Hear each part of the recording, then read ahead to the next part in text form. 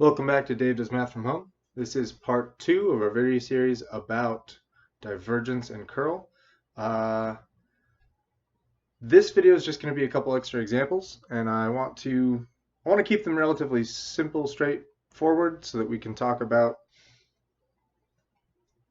what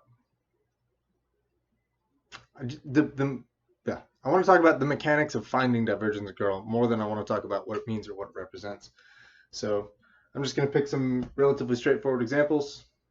This is everyone's favorite explosion vector field. Everything's going out. If this is the explosion vector field, I think if everything is moving straight outwards, we should probably expect positive divergence pretty much everywhere. Things are going out. And we should probably expect little to no rotation. Things are just moving straight outwards. So let's see if we can verify that with the divergence and the curl. So divergence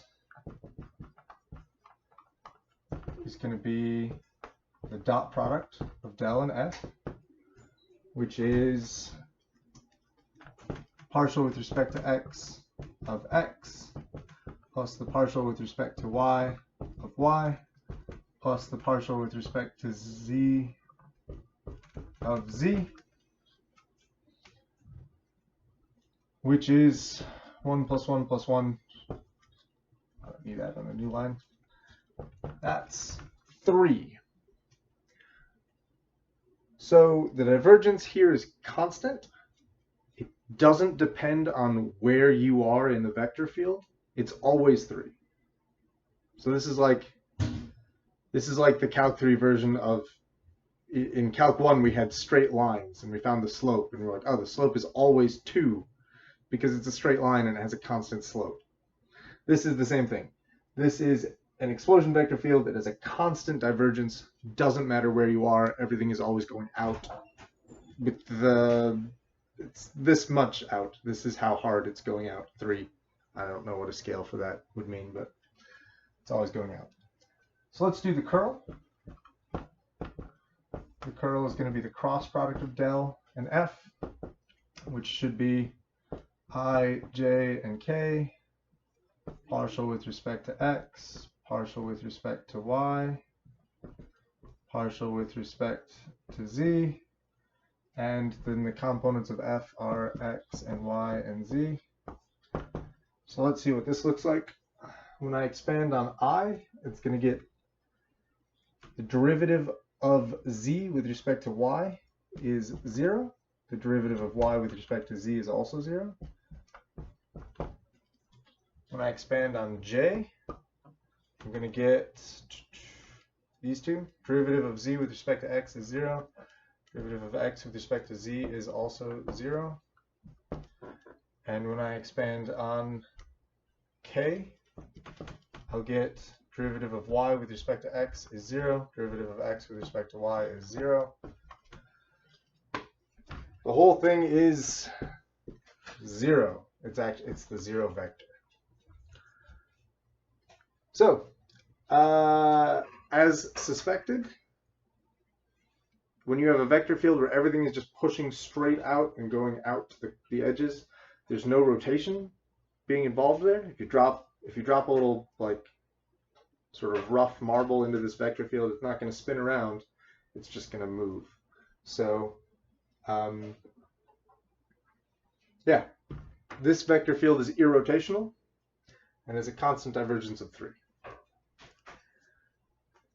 Next, I want to talk about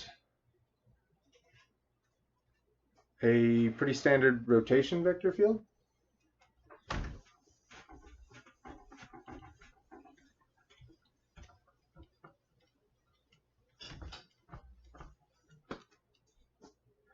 So let's see if we can do the standard sort of two-dimensional toilet bowl flush vector field is negative y comma x. So I'm trying to imagine how we can extend that into 3 dimensions so that we can do the divergence and the curl. Let's do this. Let's do negative y comma x 0. This will be interesting because now we've put it in 3 space. There's just no vertical component to it. we'll see what happens here with the curl. But first we'll see what happens with the divergence. The divergence of this is del dot f, which should be partial with respect to x of negative y plus the partial with respect to x of x plus the partial with respect to z of 0. So I think the whole thing here is just going to end up being 0. So at any point on this field, there's no expansion, there's no contraction. None of the points on this vector field are sources or sinks. Everything's just going in circles. But if things are going in circles, then the curl should be interesting. Let's do the curl, which is del cross f. So we'll say that this is 3D matrix. I, j, k, partial with respect to x, partial with respect to y, partial with respect to z, and then the components of f. So negative y, x, 0. When I expand on I, I'm going to get derivative of 0 with respect to y is 0. Derivative of x with respect to z is also 0. So I don't have a very interesting I component. When I expand with respect to j, I'm going to get derivative of 0 with respect to x is 0. Derivative of negative y with respect to z also 0. The j component is not doing anything. When I expand on k, I will have the derivative of x with respect to x is 1 minus the derivative of y with respect to y is negative 1.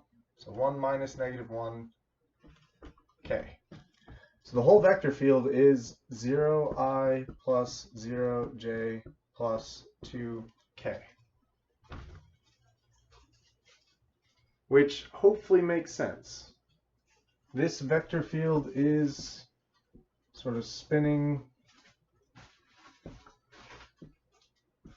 counterclockwise. So if something is spinning counterclockwise, the axis of rotation is going to be k. It's going to be coming straight out of the board at you.